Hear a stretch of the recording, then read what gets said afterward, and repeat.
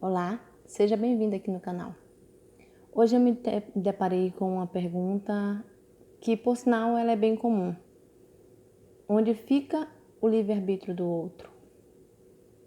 Geralmente a gente fica com esse receio por conta do que a gente está imaginando, do que a gente está pensando, né? Quando a gente quer muito algo que está relacionado a outras pessoas também, a gente, principalmente em questões de relacionamento, a gente se pergunta onde fica o livre-arbítrio do outro. Aí a gente começou uma série no canal falando sobre arquétipos. E quando eu uso arquétipos, estou interferindo no livre-arbítrio do outro? É uma pergunta interessante, né? A pergunta que me chamou a atenção e que me fez vir aqui gravar esse vídeo para vocês foi justamente essa. Onde fica o livre-arbítrio do outro quando eu uso algo que está relacionado a outras pessoas, que está influenciando diretamente ou indiretamente outras pessoas? E a resposta é muito simples e até bem nada complexa. Lembra que cada pessoa tem o seu sistema de crenças? Então, a qualquer momento essa pessoa pode simplesmente se desfazer dessas crenças. Ela começa a pensar de formas diferentes, acabou a crença. Exatamente essa a resposta, não tem outra. O livre-arbítrio fica na escolha das crenças. Eu mantenho essas crenças comigo ou eu deixo ir? A partir do momento que eu deixo ir, eu estou fazendo novamente outras escolhas. Então, morre aqui essa questão. Onde fica o livre-arbítrio do outro? Nas crenças que ele escolheu ter para ele.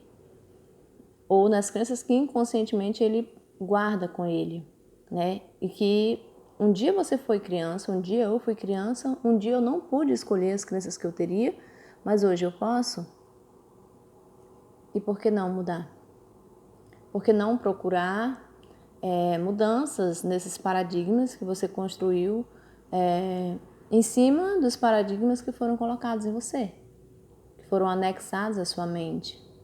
Não por maldade ou por isso ou por aquilo, mas porque era só o que nossos pais sabiam fazer, era só o que nossa comunidade sabia falar, fazer, né?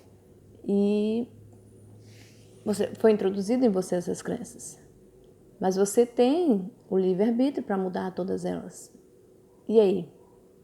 Se você se mantém com esse sistema de crenças, se em nenhum momento da tua vida você se pergunta quem sou eu, por que eu acredito nisso, você também está fazendo uma escolha de fechar os olhos para o mundo que você vive, para a realidade que você vive.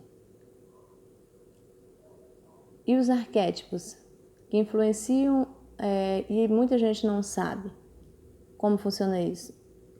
É a mesma coisa, não muda. Como assim? Existe algo no mundo que você não possa procurar saber a respeito? Porque eu penso como eu penso, porque eu compro o que eu compro, porque eu tenho essa compulsão, ou porque eu não tenho interesse, porque que em alguns lugares eu me sinto bem, porque em outros não, porque certas imagens me trazem um sentimento assim e outras não. O caminho é o mesmo para todos, mas a dor é que faz a pessoa se mover. Não sou a favor de ninguém sofrer e de ninguém ter que passar por dor para crescer. Mas infelizmente a gente vive numa sociedade onde as pessoas só buscam, assim como eu, não tô diferente de ninguém, só buscam quando sente dor. Porque a gente cresceu com aquela máxima de que se não vem pelo amor, vem pela dor. Então quando a dor é tão tremenda, tão sufocante, a gente vai buscar os nossos meios de melhorar, os nossos meios de encontrar as respostas para essa dor. E aí dói muito mais, porque a gente veio na intenção de buscar resposta para a dor. Olha o que a gente está enviando, dor. Então, quanto mais doer, eu vou buscar mais, preciso doer mais. É mais ou menos isso que a gente está enviando.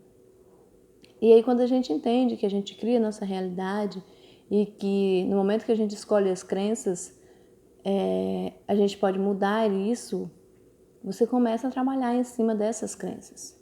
Começa a buscar em que você está acreditando. Isso não é um processo difícil, mas também não é tão fácil assim.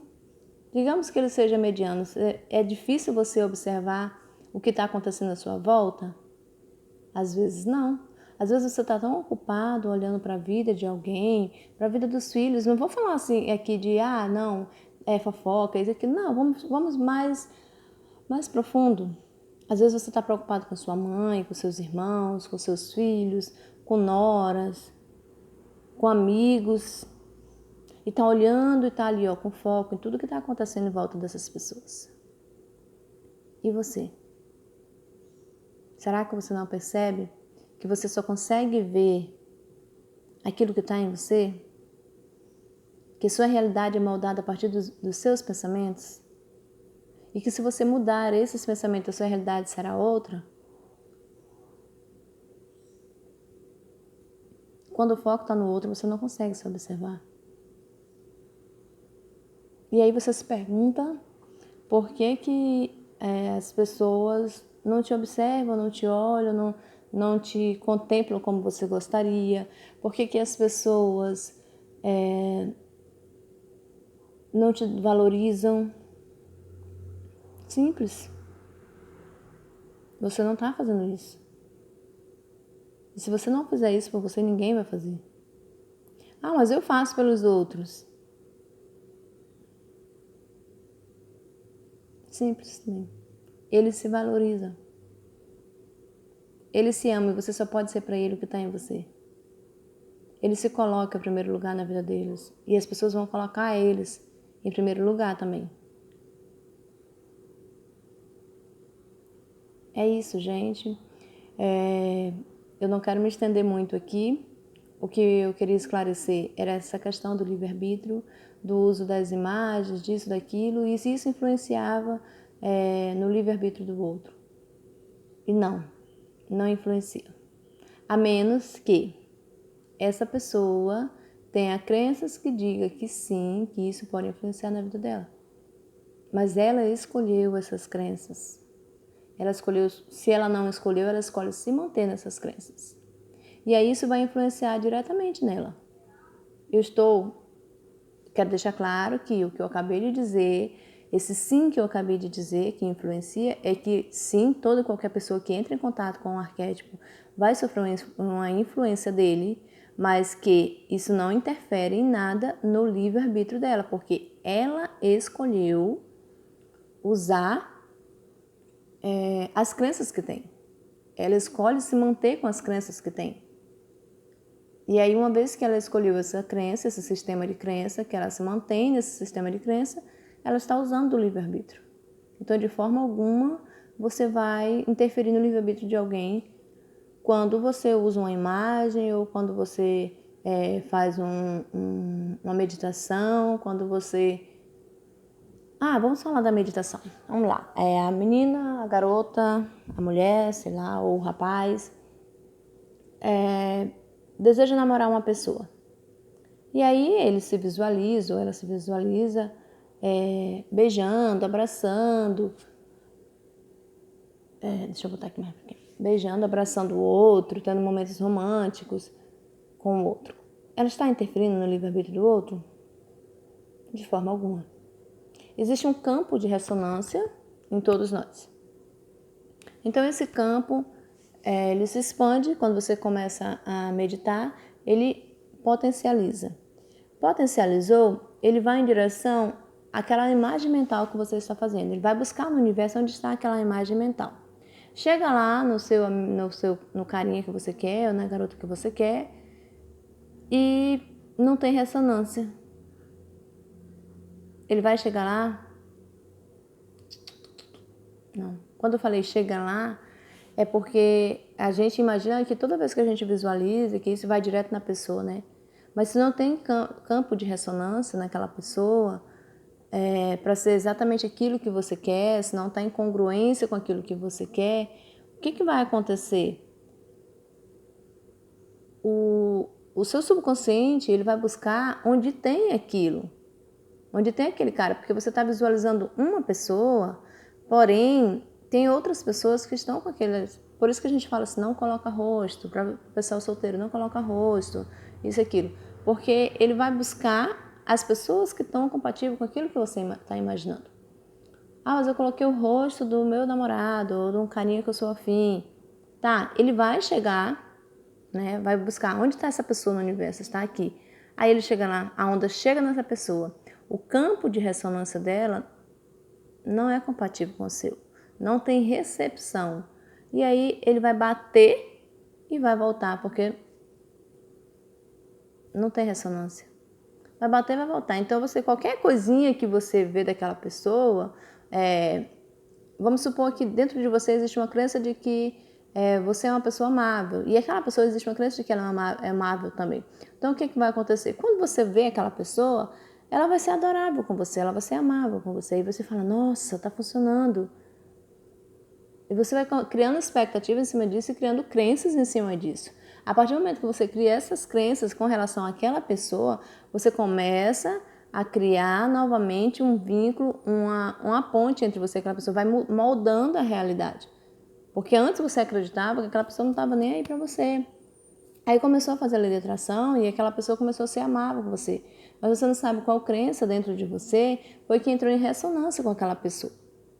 E aí ela vai mudar o comportamento dela, se tiver algum ponto de atração entre vocês dois, e aí você vai acreditar que é porque você está visualizando. E quanto mais você acreditar que você está visualizando que está funcionando, mais fácil vai ser de encontrar aquela pessoa, de ter um relacionamento com ela. Por quê? Porque vai aumentando esse campo de ressonância entre vocês.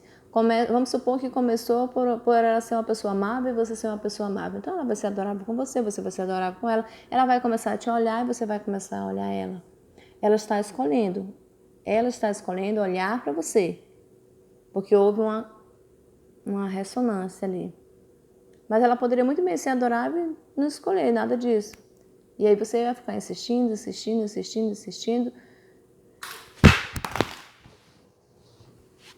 Nossa, tá difícil hoje aqui. E aí, o que ia acontecer? Essa pessoa iria ficar... Pronto, ajeitei. Como pode, gente? Caiu meu negócio aqui. Então, essa pessoa iria ficar buscando pontos de referência com você também. E você com ela. Mas aí, se ela não quer, vai fazer o quê? Quando você desapega desse resultado de ter tal pessoa especificamente, o que acontece? Essa tal pessoa não vai ter um rosto. E aí chega mais rápido aquela pessoa que às vezes você nem imaginava na tua vida, que você não está dando crédito algum e é exatamente aquilo que você queria. Acho que ficou claro o que é o livre-arbítrio. Eu não vou apagar esse vídeo, porque eu falei nele exatamente o que eu queria falar.